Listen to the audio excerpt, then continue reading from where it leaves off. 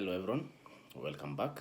As I promised you, I'll always bring fun lessons and I'll always make English a fun lesson and a fun idea to learn. So in our today's lesson, we're going to look at two very confusing words and two words which have been considered to be very ambiguous. People confuse them in their speech, some confuse them in their writing, and in our today's lesson, we're going to demystify what has been previously said or what you previously believed these words are used.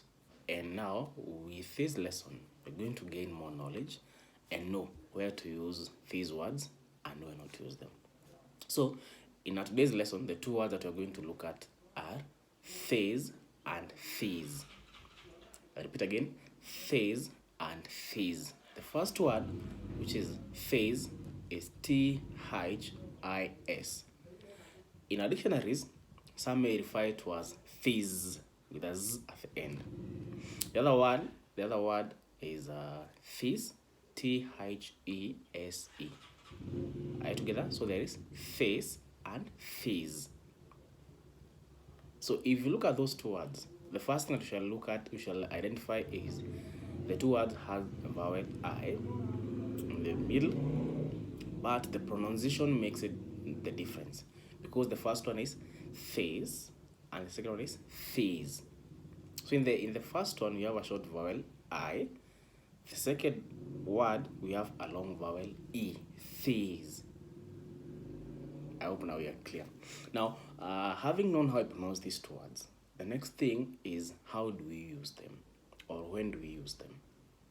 Because most of the times you normally find that maybe someone has sent you a short text and where they're supposed to use face, they have used face.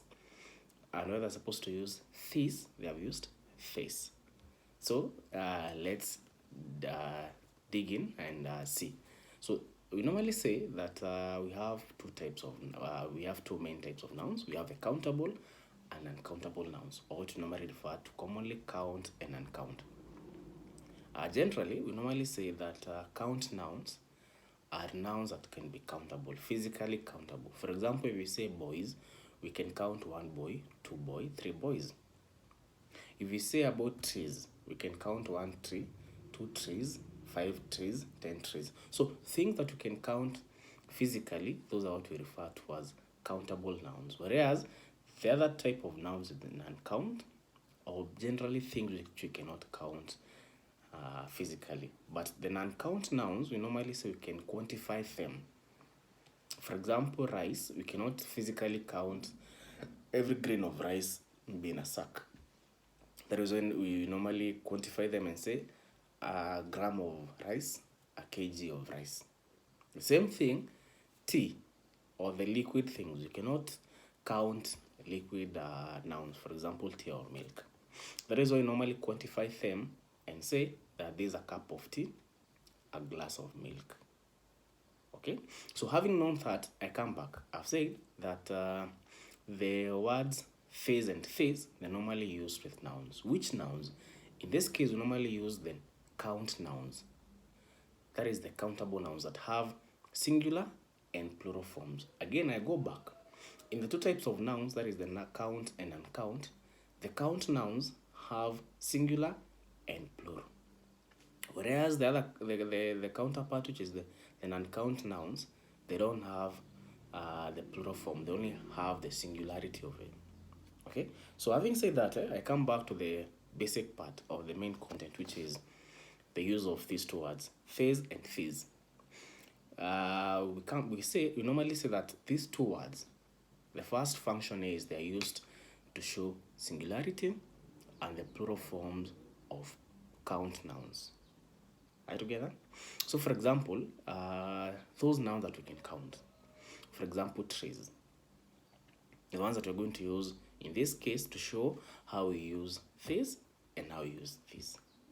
For example, we have one boy and you want to show the boy. So the boy is in singular form. We are going to say face boy, face pen, face cup, face person. In all those sentences I've given as examples, all those nouns, the noun boy, the noun cap, and the noun person, they are all in singular form. Are you together? Now we go next and use now these in those sentences. These boys, these caps, these people. Are we clear? I go back again. The first set of sentences I used singular nouns. Boy, this boy. Person, this person. Cap, this cap. When I go back and now use the plural form of those words, these boys, these people, these caps. So what we're saying is that we normally use the word face in singular form and these in plural form. Are you together? So the next time maybe you're using those two words, don't confuse them. If you want to refer something which is in singular form, kindly use the face with a short vowel, and when you use the plural form, use these with the long vowel e. Lastly, we normally use the words these and these as demonstrators, which now you combine the set of demonstrators, that and those. So this will be very short. This is just an additional point or information that normally say that the demonstrators these and these, that and those, they're normally used to point out the proximity of an object or noun that you're talking about. So for example, if you want to refer to a boy who is close, we shall say this boy. If the boy is far, we shall say that boy. If they are many, these boys, those boys. Let me repeat again. The words this and this are used to show a close proximity of a noun or an object. That and those, they used to show something which is a bit far. And that is why they are known as demonstrative pronouns.